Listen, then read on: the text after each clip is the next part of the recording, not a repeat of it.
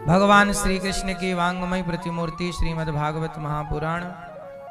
दूर दूर से आई हमारी माताएं बहनें श्रोतागण भक्तगण साधना टीवी और श्रद्धा टीवी पर कथा का रसपान कर रहे सभी भक्तजनों को जय श्रीमन्नारायण, जय श्री कृष्णा। सबको जय श्रीमन्नारायण, जय श्री कृष्णा, राधे राधे, जय गौरी गोपाल। कैसे हैं आप लोग? सभी भक्तों का बहुत बहुत स्वागत, वंदन, अभिनंदन। हमारे भैया श्री यजमान जी बनकर, परीक्षित बनकर के श्री बाबूलाल कोका जी और आपकी धर्मपत्नी श्रीमती गीता कोका जी, आपकी इच्छा थी भागवत सुनने की। कल इन्होंने बताया कि जब हम छत्तीसगढ़ कथा सुनाने गए तब इनकी मन में इच्छा हुई कथा सुन के। देखो, कथा सुन के ही कथा कराने की इच्छा हुई तो कथा में सोचा गया, भगवान ने सुना और भगवान ने इन्हें प्रदान कर दी अपनी कथा, अपना धाम। भगवान सुनते हैं, आपकी भी सुननी प्रार्थना। वहां लगभग लाखों लोग थे वहां। उन लाखों लोगों में भगवान ने देखो आपकी प्रार्थना सुन ली है। सच्चे मन से आपने यदि वृंदावन आने का, भगवान भागवत सुनने का भाव रखा है तो उसे पूरा भगवान करते जरूर हैं और आपकी कामना भगवान ने पूरी की। आपकी बेटी प्रज्ञा ठेठवार जी, आपके दामाद जी प्रज्ञेश ठेठवार जी, आप बड़े प्रेम से यहाँ कथा सुन रहे हैं और अपने पिताजी को, अपने माँ को ये पुत्री प्रज्ञा जी भागवत सुना रही हैं, सुनवा रही हैं। एक पुत्री का जो कर्तव्य है वो ये पूरा कर रही हैं। भगवान आपको सुखी रखें। रेयांश जी और श्री निका जी और आपके साथ आए सभी साथीगण, सभी मित्रगण, सबका खूब खूब स्वागत, वंदन। और प्रज्ञेश जी के माता पिता भी यहाँ उपस्थित हैं। आप सब भी बड़े भाग्यशाली हैं कि कथा तो आप पहले टीवी पर सुन ही रहे थे, लेकिन बिहारी जी ने इस बार धाम में बुला के यहाँ बिठा के कथा सुनाई। सबका साधुवाद, खुश रहिए। 84 कोस की यात्रा चल रही है। इस यात्रा में आप भक्तजन भी यात्रा कर रहे और आज हम लोग इस यात्रा में बद्रीनाथ, केदारनाथ, गंगोत्री और यमुनोत्री जो ब्रज मंडल में है वहां गए थे। और भगवान की लीला, ब्रजमंडल बहुत बड़ा है, कहां कहां तक प्रभु ने लीला की। और ये सारी लीलाएं 10.5-11 वर्षों के भीतर की। ये सब भगवान की लीला है। 84 कोस की यात्रा, जो बद्रीनाथ केदारनाथ नहीं जा पाते वो वृंदावन 84 कोस के बद्रीनाथ केदारनाथ का दर्शन कर लें तो वही फल मिलता है। आज हमारे 84 कोस के सभी यात्री भक्तजन सब खूब दर्शन किए। अच्छा लगा सबको? आ गई सब यात्रा वापस? अभी यात्रा आ रही है, कुछ आ गए, कुछ आ रहे हैं। अभी केदारनाथ में लंबी चढ़ाई मिल गई तो वहीं लेट हो गए सब।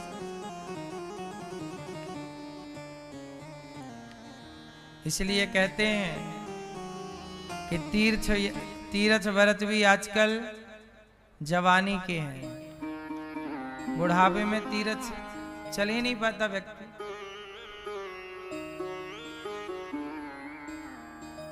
तो आप सब हमारे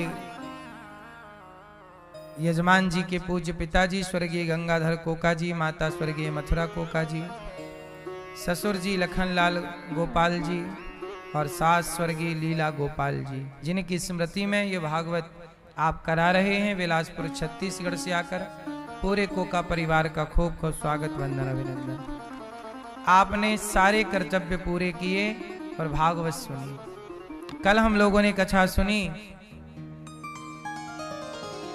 कि मनु जी महाराज की 3 बेटियों की क्या चर्चा है। मनु जी की 3 बेटियों के बाद 2 बेटे हैं, प्रियव्रत और उत्तानपाद। उत्तानपाद के पुत्र ध्रुव जी हुए, ध्रुव जी छोटे से थे, पिता की गोद में बैठने गए, सौतेली माँ ने निकाल दिया धक्के मार के। उन्होंने तपस्या की, भगवान को पाया, और ध्रुव जी ने तपस्या के बल पर भगवान को पाकर जग में अपना नाम किया है। क्यों नाम हुआ ध्रुव जी का? क्योंकि ध्रुव जी ने छोटी सी उम्र में तपस्या की। तपस्या जरूरी है। तपस्या का मतलब ये नहीं कि आप जंगल चले जाओ। तपस्या का मतलब ये है कि आप अपने आप को तपाओ हर परिस्थिति के लिए। और अंतिम सत्य यही है कि जो भगवान दे सकते हैं वो कोई नहीं दे सकता।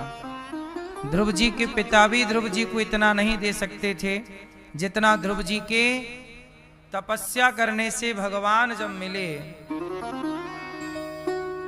तो भगवान ने ध्रुव जी को दिव्य भगवान का ध्यान, ओम नमो भगवते वासुदेवाय, नारद जी ने मंत्र दिया, जाप कर रहे हैं।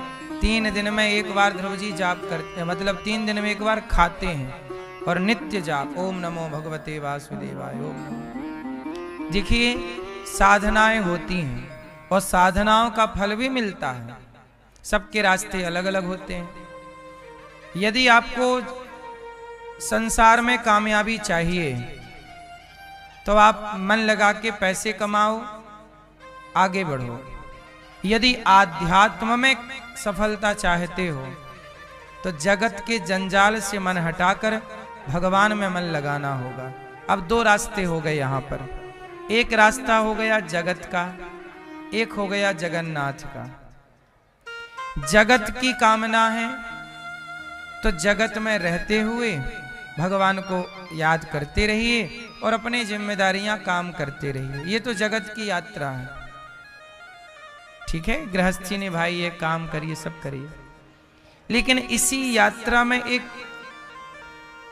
पल ऐसा भी है कि जहां आपको जगत से मन हटा लेने की बात कही जाती है। देखो हमारे पूर्वजों ने, हमारे ऋषियों ने कितनी अच्छी व्यवस्थाएं बनाई हैं। हम लोग व्यवस्थाओं को फॉलो नहीं करते, इसलिए हम लोग परेशान हैं। हमारे यहाँ कितनी अच्छी व्यवस्था है सनातन में।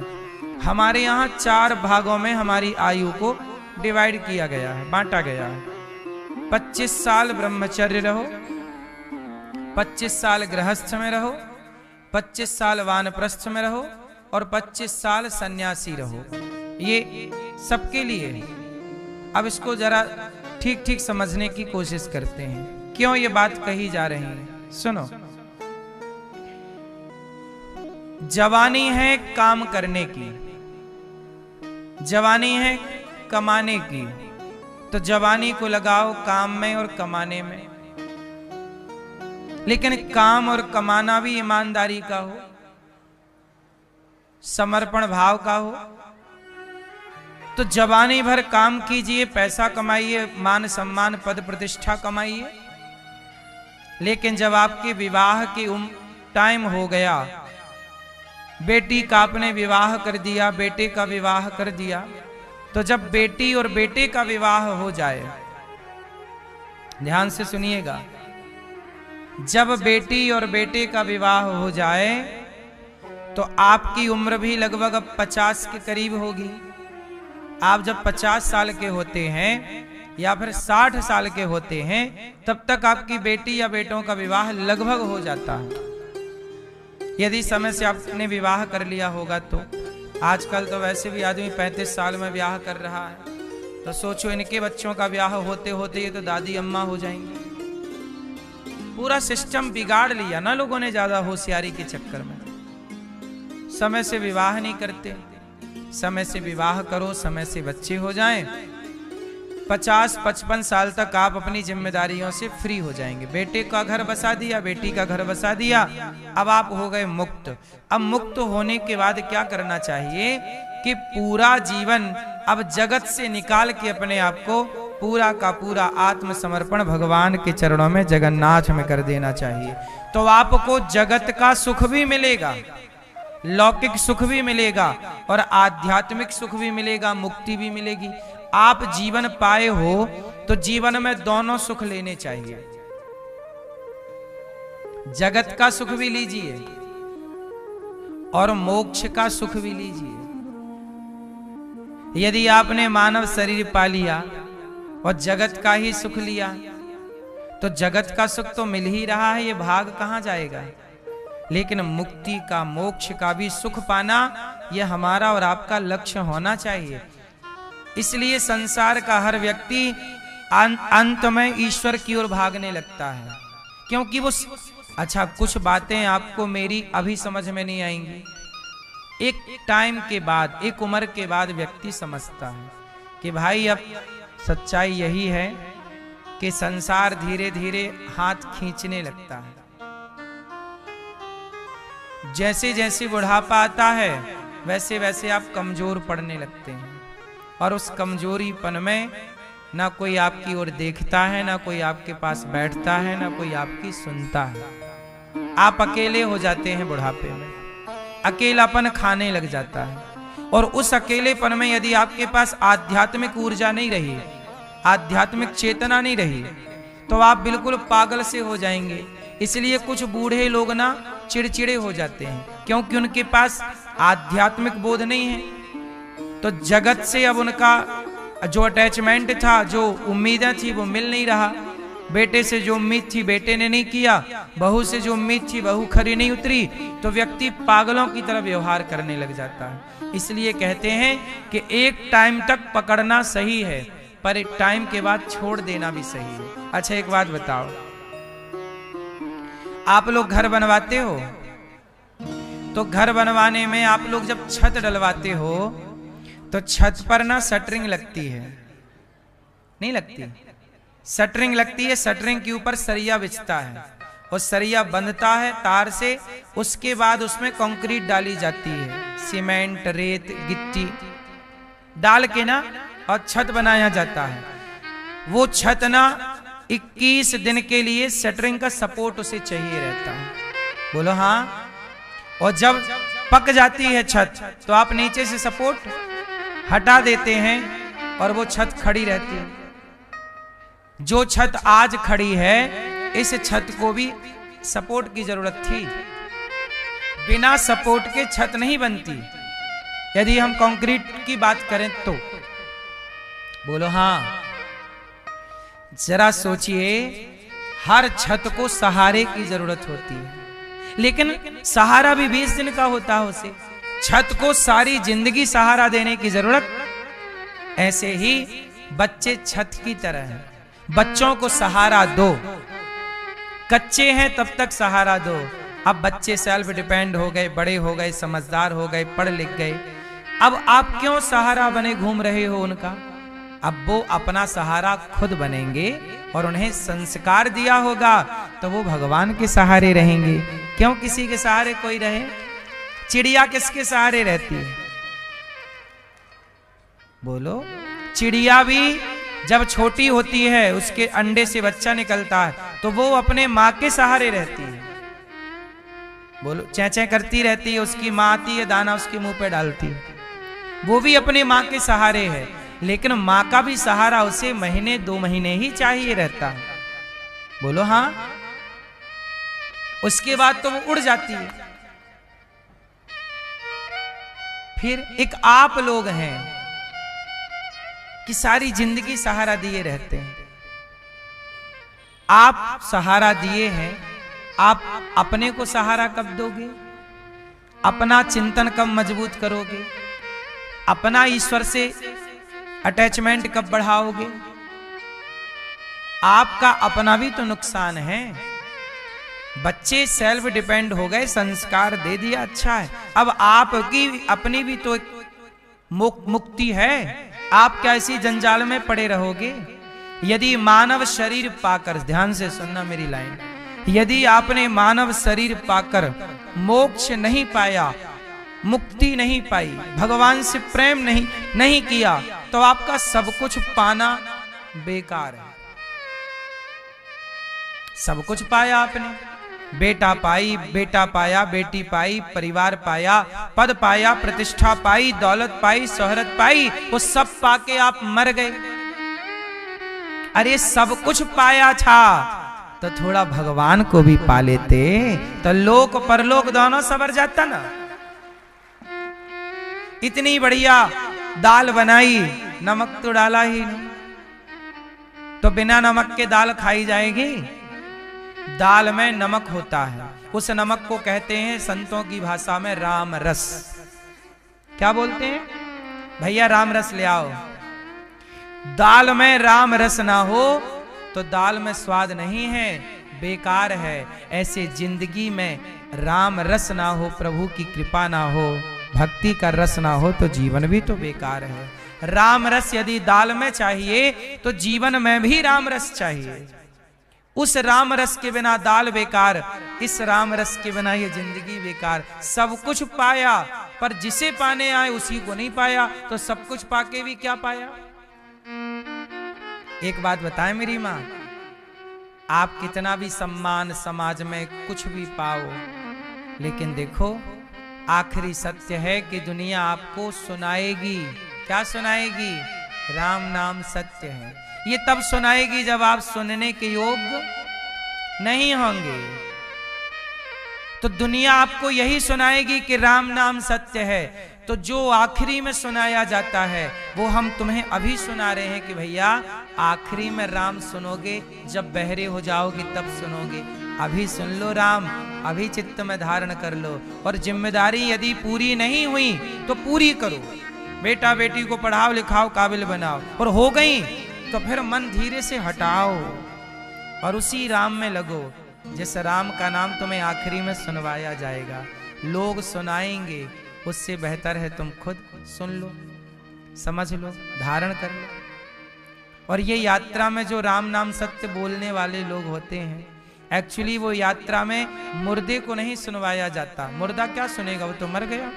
ये लोगों के लिए है कि देख लो, ये जो मुर्दा बना पड़ा है ये सारी जिंदगी जिंदा था तो हाय हाय भागता रहता था संसार के पीछे, अब मर गया पड़ा है शांति से।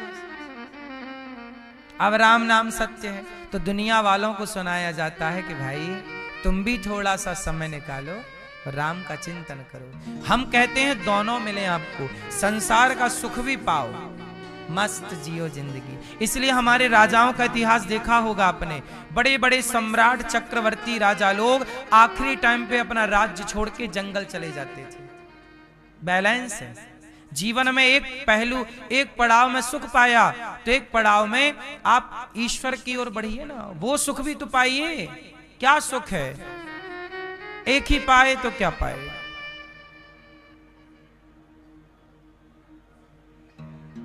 इसलिए इन बातों को हमारे ऋषियों ने 4 भागों में जो डिवाइड किया, ब्रह्मचर्य, गृहस्थ, वानप्रस्थ, सन्यास। ध्रुव जी महाराज ने बाल्यकाल में भगवान को पा लिया, और जब पाए तो भगवान ने कहा क्या चाहिए?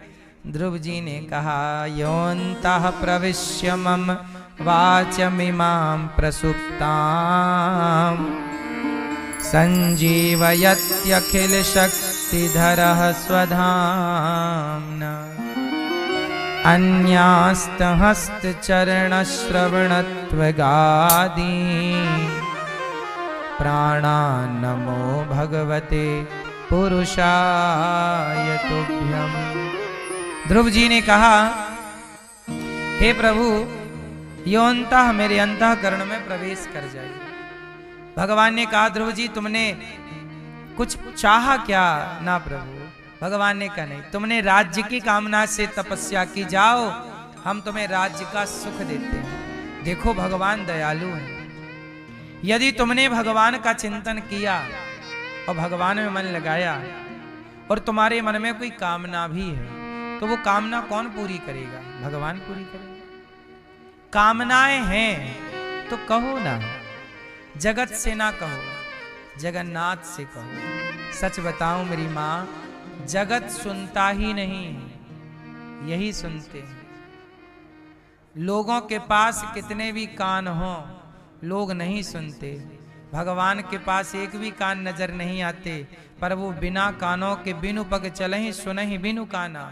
बिना कानों के भगवान सुनते हैं, कान वालों को कहो ना, कोई नहीं सुनता। इसलिए पूरा है भरोसा, मेरी हार नहीं होगी। भरोसा रखिएगा। ध्रुव जी महाराज ने कहा कि प्रभु कुछ ना चाहिए। भगवान ने कहा नहीं, राज्य लो। ध्रुव जी घर गए तो जिस पिता ने अपमान किया वही आरती की थाल लेके खड़े हैं। जो आपका अपमान करता है करने दीजिए, जवाब ना दीजिए। सच बता रहा हूं, अनुभव भी बता रहा हूं, शास्त्रों का सिद्धांत भी बता रहा हूं।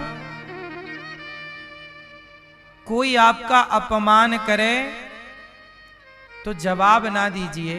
तो क्या करें? कुछ ऐसा कर दिखाइए कि अपमान करने वाला भी शर्मिंदा हो जाए कि मैंने क्यों अपमान किया। देखो ये तो महान काम करने वाला है। अपने को महान बनाइए, अपने को बेहतर बनाइए। मैं हमेशा एक बात आपको निवेदन करता हूं,